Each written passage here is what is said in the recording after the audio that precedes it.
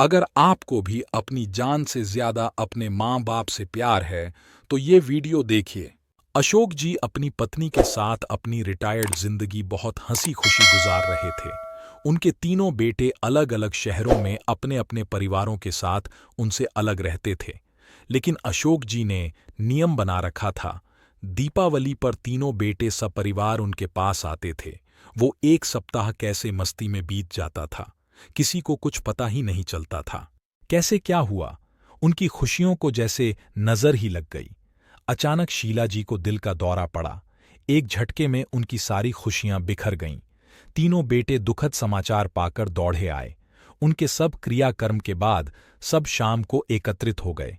बड़ी बहू ने बात उठाई, बाबूजी, अब आप यहां अकेले कैसे रह पाएंगे? आप हमारे साथ चलिए। नहीं बहू, अभी यही रहने दो, यहां अपनापन लगता है। बच्चों की गृहस्थी में, कहते कहते वो चुप से हो गए। बड़ा बेटा कुछ बोलने को हुआ, पर उन्होंने हाथ के इशारे से उसे चुप कर दिया। बच्चों, अब तुम लोगों की मां हम सबको छोड़कर हमेशा के लिए जा चुकी हैं।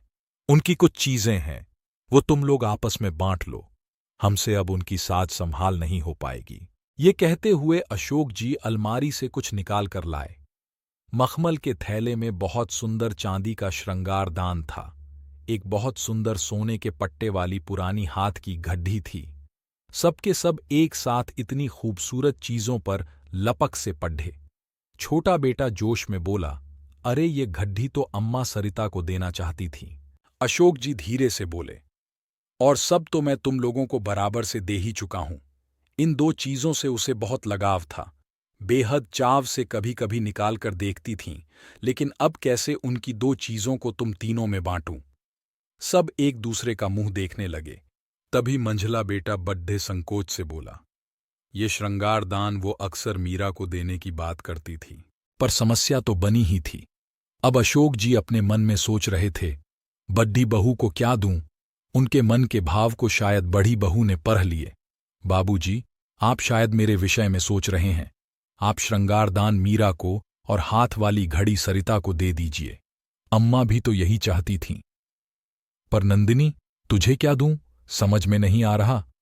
अशोक जी बोल पड़े, आपके पास एक और अनमोल चीज है और वो अम्मा जी हमेशा से मुझे ही देना चाहती थीं।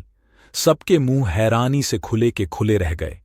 दोनों बहुएं तो बहुत हैरान परेशान हो गईं। अब कौन सा बेशकीमती पिटारा खुलेगा?